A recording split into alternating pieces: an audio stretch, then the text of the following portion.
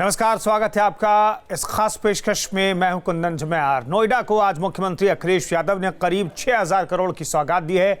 मुख्यमंत्री ने चुनाव की तारीख घोषित होने से पहले उद्घाटनों और शिलान्यास की झड़ी लगा दी है। सीएम ने कहा कि आगे भी जब तक चुनाव की तारीख घोषित नहीं होती, शिलान्यास उद्घाटन चलता रहेगा। आज नोएडा में मेट्रो के ट्रायल रन का भी उद्घाटन उन्होंने किया। नोएडा को क्या क्या सौगात आज मिली है और आने वाले वक्त में मिलेगी, इस बारे में आपको बताएंगे। साथ ही ये भी दिखाएंगे कि किस तरह अखिलेश ने केंद्र सरकार पर एक बार फिर नोटबंदी को लेकर हमला बोला है।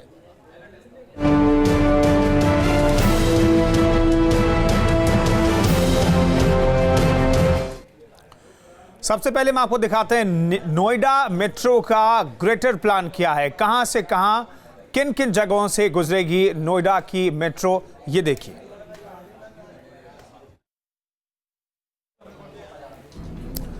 तो मेट्रो का शिलान्यास किया गया है आज। नोएडा से ग्रेटर नोएडा तक मेट्रो जाएगी। नोएडा सेक्टर 71 मेट्रो पहुंचेगी। इसके आगे सफर करके आप आने वाले वक्त में जब मेट्रो चलने लगेगी तो नोएडा सेक्टर 122 तक मेट्रो से जा पाएंगे आप। यहां से आगे मेट्रो रुख करेगी नोएडा सेक्टर 123 तक। नोएडा मेट्रो का ग्रेटर प्लान क्या है, ये हम आपको दिखा रहे हैं ग्राफिक्स के जरिए। ग्रेटर नोएडा सेक्टर 4 में फिर नोएडा पहुंचेगी। ग्रेटर नोएडा सेक्टर 4 से जब मेट्रो खुलेगी, वहां से चलेगी तो इकोटेक 12 तक पहुंचेगी मेट्रो। इसका शिलान्यास का कार्यक्रम भी आज लखनऊ में आयोजित किया गया। लखनऊ से बटन दबा करके मुख्यमंत्री ने इसका शिलान्यास किया। ग्रेटर नोएडा सेक्टर 2 तक इसके बाद मेट्रो पहुंचेगी और यहां से आगे चलेगी तो ग्रेटर नोएडा सेक्टर 3 तक मेट्रो जाएगी और फिर ग्रेटर नोएडा सेक्टर 12 तक मेट्रो पहुंचेगी।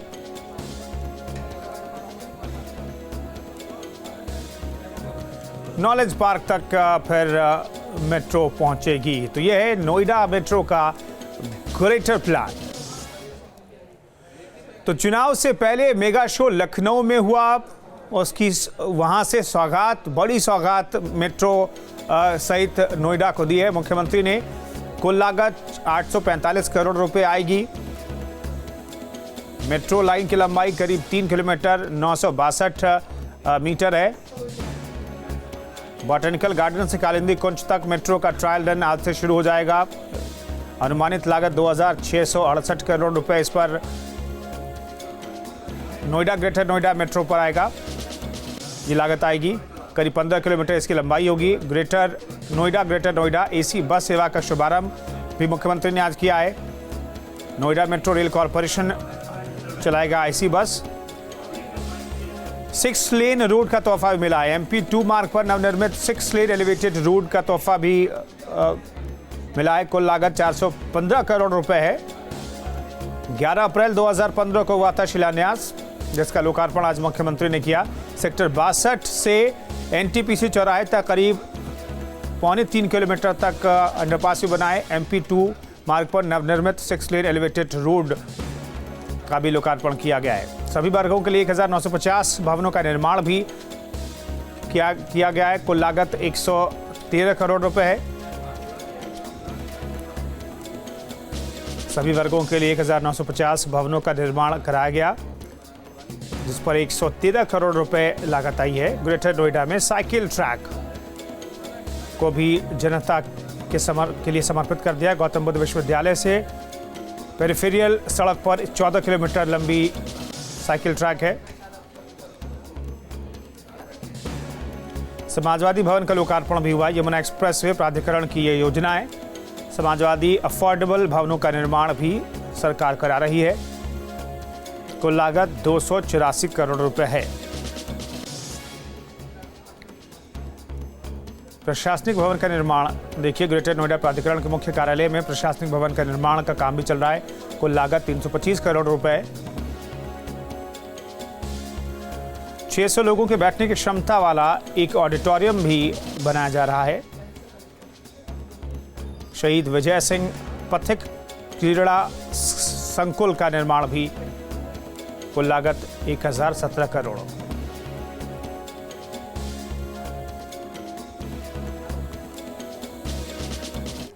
इधर बॉटनिकल गार्डन से कालिंदी कुंज तक भी मेट्रो के ट्रायल का उद्घाटन किया गया है। Botanical garden, Okhla bird sanctuary होते हुए कालिंदी कुंज तक मेट्रो यहां से जाएगी। बॉटनिकल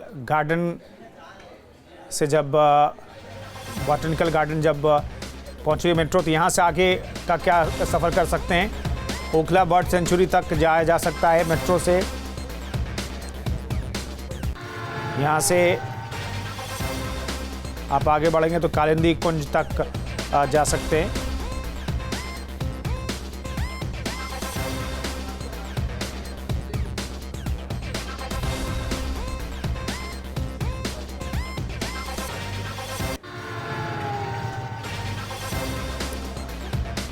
तो लोकार्पण और शिलान्यास का जो कार्यक्रम था वो लखनऊ में आयोजित किया गया था। इस मौके पर उत्तर प्रदेश के मुख्यमंत्री अखिलेश यादव ने कहा कि समाजवादियों ने काम करके दिखाया है, दूसरा कोई भी इस काम का क्रेडिट नहीं ले सकता है। और जो बात बीबीसी के माध्यम से आए तो उसमें सच मानना चाहिए। अब उत्तर प्रदेश की जनता जानती है कि कितना उनकी बातों में सच्चाई है। हो सकता है ये बात आए कि मेट्रो भी उन्होंने दी, ये जो ट्रांसपोर्ट के लिए बस का इंतज़ाम है वो भी उन्हीं का है, स्टेडियम भी उन्हीं का है, और जितना कुछ नोएडा में है सब उनका है। तो फिर समाजवादियों का क्या है? मैं समझता हूँ यहाँ जितने बुद्धिजीवी हमारे पत्रकार साथी बैठे हैं वो जानते हैं कि समाजवादियों ने काम कर करके दिखाया और उन कामों को ज़मीन पर उतार के दिखाया है। अखिलेश यादव ने कहा कि यूपी में आम लोगों की सुविधाओं के लिए विकास करने वालों की सरकार चल रही है। अगर मेट्रो चल रही है तो आम लोग उस पर सुविधा मिलेगी, चल सकेंगे। बस का इंतजाम इसलिए किया कि गरीब लोग चल सकें। स्टेडियम इसलिए भी है कि जहां अंतर्राष्ट्रीय खेल हो सकें और आसपास के लोग अपना स्वास्थ्य बेहतर और खेल में भी रुचि ले सकें। ये तमाम बुनियादी वो चीज़ें हैं जो एक शहर की ज़रूरत है, एक आबादी की ज़रूरत है, उनको समाजवादियों ने पूरा करके दिखाया है। इस खबर पर बातचीत करने के लिए, इस पूरे मसले पर बातचीत करने के लिए विनोद हमारे साथ जुड़ रहे हैं लखनऊ से, और हिमांशु शर्मा जुड़ रहे हैं नोएडा से। नोएडा को बड़ी सौगात आज दी है। मुख्यमंत्री ने कई परियोजनाओं का लोकार्पण किया है, कुछ परियोजनाओं का शिलान्यास किया गया है। हिमांशु, आपके साथ बहुत सारे लोग भी मौजूद हैं, उनसे पूछिए कि क्या इसका असर चुनाव में भी पड़ेगा। हालांकि ये जो इलाका है ग्रेटर नोएडा का, इस पर बीएसपी का गढ़ माना जाता है ये इलाका, जिसमें सेंधमारी की कोशिश ज़रूर कर रही है समाजवादी पार्टी की सरकार। क्या इसमें कामयाब हो पाएगी अखिलेश सरकार किसी भी तरीके से?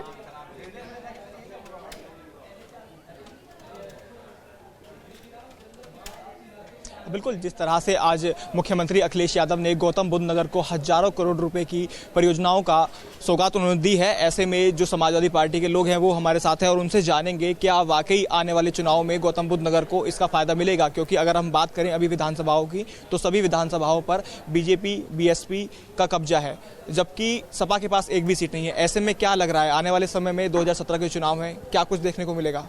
मुझे लग रहा है निश्चित रूप से समाजवादी पार्टी यहाँ सीट जीतेगी, क्योंकि जिस तरीके से और पार्टियों ने केवल वादे किए हैं, झूठे वादे किए हैं, चाहे बीजेपी हो या बसपा हो, लेकिन समाजवादी पार्टी ने हमेशा से यहाँ पर बात किया। आपने देखा होगा कि पहले भी 3367 करोड़ के अभी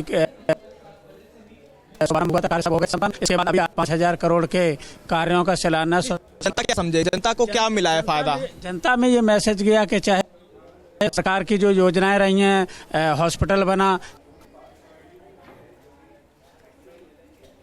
हुआ है जिसमें 100 से ज्यादा बीमारियों की। ठीक है, समाजवादी पार्टी के कार्यकर्ता उत्साहित जरूर हैं। उन्हें लग रहा है कि आने वाले विधानसभा चुनाव में इसका फायदा समाजवादी पार्टी को जीत के साथ मिलेगा। मुख्यमंत्री ने भी कहा कि नोएडा के लिए बहुत कुछ सरकार ने किया, अखिलेश सरकार ने किया है। मुख्यमंत्री अखिलेश ने केंद्र सरकार के स्मार्ट सिटी प्रोजेक्ट पर निशाना भी साधा है। अखिलेश ने कहा कि स्मार्ट सिटी कब बनेगी पता नहीं।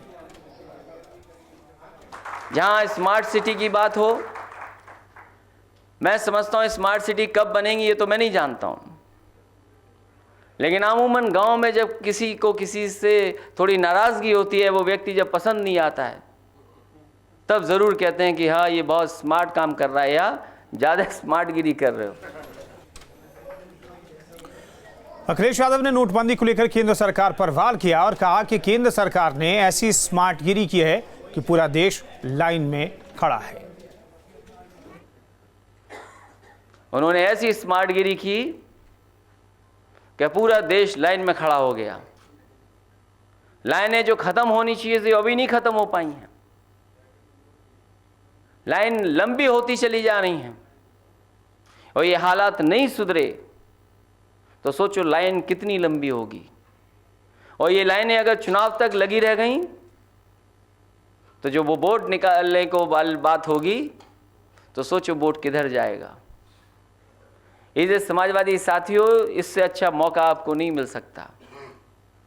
जहां काम आपके सामने है और लोग कहते हैं कि भाग्य, कभी कभी चीजें मिलती हैं भाग्य से, तो सोचो समाजवादियों, काम भी आपका और भाग्य भी आपका, इससे बेहतर समय क्या होगा। अखिलेश यादव ने कहा कि अगर नोटबंदी को लेकर लगी ये लाइन चुनाव तक रही तो सोचिए कि वोट किधर जाएगा। केंद्र सरकार को 2.5 साल के काम का हिसाब भी देना होगा। कि जहां पूरी जनता दुखी है, परेशान है, और याद रखना लोकतंत्र में जब जनता दुखी होती है वो सरकारों को हटा देती है, सरकारों के खिलाफ मतदान कर देती है। 2.5 साल का भी हिसाब किताब देना पड़ेगा उन्हें कि आखिरकार जनता के लिए क्या काम हुआ है। आज नोएडा के कार्यक्रम में जानना चाहता हूं कि नोएडा में क्या कार्यक्रम हुए हैं। हालांकि सबसे ज्यादा अधिकारी केंद्र सरकार के अगर कहीं रह रहे होंगे तो वो नोएडा में रह रहे होंगे, जो आज नौकरी कर रहे हैं या रिटायरमेंट के बाद भी रह रहे हैं। विनोद हमारे साथ लखनऊ से जुड़े हुए हैं। विनोद, समाजवादी पार्टी की कोशिश तो है कि बसपा के गढ़ में किसी तरीके से सेंधमारी की जाए चुनाव से ठीक पहले, बड़ा गिफ्ट दे करके नोएडा को, लेकिन क्या ये इतना आसान है समाजवादी पार्टी के लिए? देखिए, दो चीज़ें बहुत साफ है। मुख्यमंत्री अखिलेश यादव इस बात को मानते हैं और जानते भी हैं कि एक विकास ही है, एक एजेंडा जिसके जरिए वो दोबारा अगर सत्ता में वापस आते हैं तो यही कोई एजेंडा है जिसके जरिए वो आ सकते हैं, और लगातार इसी को लेकर वो काम भी कर रहे हैं और लगातार विपक्षियों पे हमला कर रहे हैं। वो बीजेपी और बीएसपी दोनों पर विकास को लेकर ही लगातार हमलावर हैं। वो जितने भी शिलान्यास करते हैं, जहां भी वो लोकार्पण करते हैं, दोनों पार्टियों पर विकास के कामों को लेकर ही हमला करते हैं। आज भी उनका हमला बीएसपी और बीजेपी पर विकास को लेकर ही था। उन्होंने साफ कर दिया कि तमाम जो सरकार केंद्र में बैठी है, कितनी सारी योजनाओं का घोषणा किया था, लेकिन अब तक पूरी नहीं हुई। 73 सांसद दिए उत्तर प्रदेश ने, लेकिन आज भी एक भी शहर, एक भी गांव, जो सांसदों गांव को विकास करना था वो गांव का विकास नहीं हो पाया। जो मॉडर्न सिटी बनाने की बात हुई थी उसमें सिर्फ हवा रह गई, स्मार्ट सिटी कहीं बना नहीं। कोई भी शहर चूज तो जरूर किए गए, लेकिन अभी तक धरातल पर कोई भी शहर ऐसा नहीं है जो बतौर स्मार्ट सिटी विकसित हुआ हो। तो तमाम सरकारें जो है सिर्फ वादे करती हैं, जबकि समाजवादी पार्टी की सरकार इकलौती सरकार है जिसने जो वादा किया उससे पूरा किया। हम ना सिर्फ शिलान्यास करते हैं बल्कि लोकार्पण भी करते हैं, और तमाम ऐसे प्रोजेक्ट जिसका हमने इस सरकार में शिलान्यास किया था उसका लोकार्पण किया। तो ये वैसे मुद्दे हैं जिसको लेकर लगातार मुख्यमंत्री विपक्षियों पर हमलावर होते हैं। साफ मानना है कि विकास एकमात्र एजेंडा है जिसके बलबूते पर अगर सरकार की वापसी होगी तो सिर्फ एक ही रास्ता विकास बचा है, और उसी एजेंडे को लेकर मुख्यमंत्री अखिलेश यादव लगातार आगे बढ़ रहे हैं। वो कह रहे हैं कि अगर वक्त मिलेगा तो और भी लोकार्पण होगा और भी शिलान्यास होगा। अगर आचार संहिता नहीं लगती है और हमें वक्त मिलेगा तो हम और भी काम करेंगे। हम बताएंगे कि हम सिर्फ काम की बदौलत वापसी ले सकते हैं और विकास का कोई दूसरा मंत्र नहीं है, और विकास करेंगे तो सत्ता में वापसी जरूर होगी। बिल्कुल, समाजवादी पार्टी और खुद मुख्यमंत्री ये सोचते हैं कि अगर विकास का रास्ता दिखा दिया जाए जनता को तो उस रास्ते पर चल करके दोबारा से सत्ता में समाजवादी पार्टी फिर से काबिज हो सकती है। सीएम ने बुंदेलखंड की परियोजनाओं का भी जिक्र करते हुए आज कहा कि उत्तर प्रदेश के हर हिस्से में काम हो रहा है। इस मौके पर जहां नोएडा की तमाम योजनाओं का उद्घाटन हो रहा है, ये नहीं केवल नोएडा में और लखनऊ में काम हुआ हो। हमारे साथी जानते होंगे उत्तर प्रदेश का एक हिस्सा सोनभद्र से लेकर के बनारस को जो 4 लेन सड़क बनी है वो भी समाजवादियों ने बनाई है। बाबतपुर एयरपोर्ट से लेकर के भदोई को जोड़ने वाली 4 लेन और आने वाले समय में मिर्जापुर जुड़ जाए वो 4 लेन भी समाजवादियों ने बनाई है। इस मौके पर मुख्यमंत्री अखिलेश यादव ने किसानों को धन्यवाद दिया और कहा कि उनकी वजह से ही एक्सप्रेसवे जैसा प्रोजेक्ट शुरू हो पाया है। तो किसान तकलीफ में न हो, विकास हो जाए, यही समाजवादियों की सोच है और उसका परिणाम दिखाई दे रहा है। जो एक्सप्रेसवे बन रहा है, मैं किसानों को धन्यवाद दूंगा कि अगर किसानों का सहयोग न मिलता तो शायद इतनी बड़ी सड़क न बन पाती। और उन किसानों का मैं आभारी हूं जिन्होंने ज़मीन दे करके हमारा एक्सप्रेसवे समय पर पूरा कराया है। आगे जो जा रहा है, मैं उन तमाम किसानों का भी धन्यवाद दूंगा। नोएडा को बड़ी सौगात आज मुख्यमंत्री अखिलेश यादव ने अपनी सरकार की तरफ से दी है, लेकिन क्या इस सौगात को वो वोट में बदल पाएंगे? दरअसल समाजवादी पार्टी के कार्यकर्ता उत्साहित हैं, नेता उत्साहित हैं, क्योंकि नोएडा को बहुत बड़ी सौगात मिली है। मेट्रो का शिलान्यास भी किया गया है, मेट्रो का ट्रायल रन भी शुरू किया गया है, AC बसें चलेंगी, एलिवेटेड सड़क का उद्घाटन कर दिया गया है, अंडरपास का उद्घाटन किया गया है, साइकिल ट्रैक का उद्घाटन किया गया है।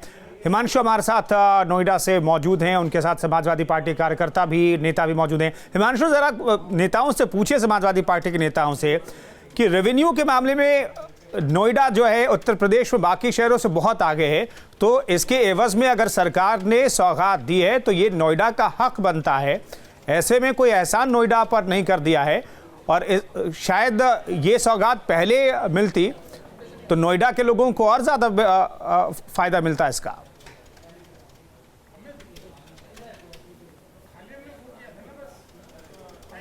देखिए, मैं सबसे पहले आपको बता दूं, मुख्यमंत्री अखिलेश यादव जब भाषण दे रहे थे तो उन्होंने खुद इस बात को माना भी था कि नोएडा पे पैसे की कमी नहीं है। खुद अपने भाषणों में इस बात का उन्होंने जिक्र कर दिया था। तो ऐसे में जो समाजवादी पार्टी के लोग हैं, हम उनसे खुद सीधा पूछ लेते हैं, नोएडा में पैसे की कमी नहीं है, ये सब मानते हैं। अथॉरिटी तो ये योजनाएं जो दी हैं, अखिलेश यादव उनको बता रहे हैं कि समाजवादी ने दी हैं, तो ये योजनाएं तो अथॉरिटी अपने आप भी कर सकती थी। तो इसमें कितना क्रेडिट समाजवादी पार्टी के लिए आप मान रहे हैं? देखिए, नोएडा अथॉरिटी हो चाहे ग्रेटर नोएडा अथॉरिटी हो, सारे सरकार के अधीन काम करने वाले हैं और सरकार के दिशा निर्देश पे हमेशा काम होता है। रेवेन्यू भी तो सबसे ज्यादा ये गौतम बुद्ध नगर देता है, पैसे कमाकर। बहुत सारा काम हुआ है यहाँ। जैसे पहले गवर्नमेंट रही, उनकी इच्छा शक्ति नहीं रही, उन्होंने काम नहीं किया। आज देखो, क्रिकेट स्टेडियम की जरूरत थी। नोएडा का नाम विश्व पटल पर है, लेकिन यहाँ पर क्रिकेट स्टेडियम नहीं था, यहाँ पर मेट्रो नहीं थी। अगर यमुना एक्सप्रेसवे की बात करें, वो तो मायावती की सरकार में तय किया गया था, लेकिन उसका लोकार्पण जो किया था वो अखिलेश यादव ने किया था। तो उसको लेकर क्या कहेंगे? देखिए, बहुत सारी चीजें हैं जो बसपा सरकार ने शुरुआत करने की कोशिश की थी, उन्होंने उसको किया नहीं। लेकिन जिस तरीके से अखिलेश सरकार ने, आपने देखा होगा, मेट्रो लाने का काम किया है, चाहे एलिवेटेड रोड है वो अभी बने हैं, नारी निकेतन बना है, आपने देखा इस स्टेडियम के अलावा एक अभी सरफाबाद गांव में भी स्टेडियम बन रहा है, गांव में एक इंटर कॉलेज अभी होशियारपुर गांव में। ठीक है, नोएडा रेवेन्यू के मामले में बहुत आगे है और ऐसे में नोएडा को उसका हक मिलना चाहिए था। सिर्फ ये हुआ है कि नोएडा को उसका हक सरकार ने दिया है तमाम परियोजनाओं के माध्यम से। तो नोएडा से जुड़े अंधविश्वास को लेकर अखिलेश ने कहा कि दोबारा मुख्यमंत्री बनने के बाद वो नोएडा जरूर आएंगे, क्योंकि नोएडा पे बहुत पैसा है और इसीलिए वहां ये बनाया हुआ है कि नेता लोग न पहुंचे। इस बार तो नहीं गए, जाना चाहते थे, ये खबर भी बनेगी अखबारों में, नहीं तो आप सवाल पूछते कि नोएडा क्यों नहीं जा रहे। और जो मैं हमेशा जवाब दिया है कि 2017 में जरूर नोएडा में जाएंगे हम लोग। जब इतने रिकॉर्ड बनाए तो एक और रिकॉर्ड सही, लेकिन हमारे साथियों ने समझाया कि वह सरकार बना लो, उसके बाद जाना।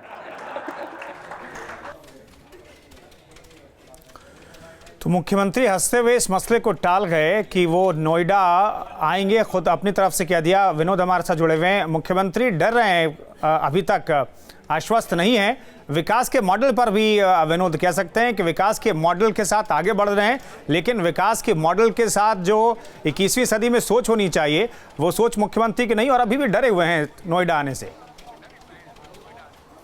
देखिए एक बात और बताना चाहें, हालांकि मुख्यमंत्री ने खुद भी कहा है, ये कहा गया कि जो लोकार्पण आज यहाँ होना था ये नोएडा में ही प्रोग्राम्स हो रहे थे, लोकार्पण मुख्यमंत्री वहीं जाकर करने वाले थे, लेकिन उन्होंने आज खुद भी बताया कि कुछ सलाहकार जो थे उन्होंने मना किया और तमाम जो साथी थे उन्होंने इस बात के लिए मना किया कि ये जिस तरह की अंधविश्वास आज तक चला रहा है उससे कहीं ना कहीं वो डरे हुए हैं और इसीलिए अखिलेश को भी डराया गया है। हालांकि वो खुद भी बहुत मानते हैं कि बहुत इन बातों पर बहुत ज़्यादा यकीन नहीं करते, लेकिन सत्ता और कुर्सी जो है एक ऐसी चीज़ है जिसके आगे आप हर अंधविश्वास को फॉलो करते हैं, तो अखिलेश यादव इस बात को मानते हैं और इसीलिए उन्होंने कहा कि इस बार साथियों ने रोक दिया है, लेकिन ये उन्होंने जरूर कहा कि जब 2017 में वापस सत्ता में आएंगे तो वहाँ जाकर इस मिथक को भी तोड़ेंगे, क्योंकि ये एक मिथक है कि जो भी मुख्यमंत्री अपने शासनकाल में नोएडा जाता है वो दोबारा मुख्यमंत्री नहीं बन पाता है और सरकार उसकी दोबारा रिपीट नहीं हो पाती है। एक ऐसा मिथक चला आ रहा है और कुछ लोगों ने तोड़ने की कोशिश की, उसका अंजाम यही हुआ कि दोबारा सत्ता में वापसी उनकी नहीं हुई, रिपीट नहीं हो पाए वो, तो उससे डरते तो है अखिलेश यादव, ये साफ है।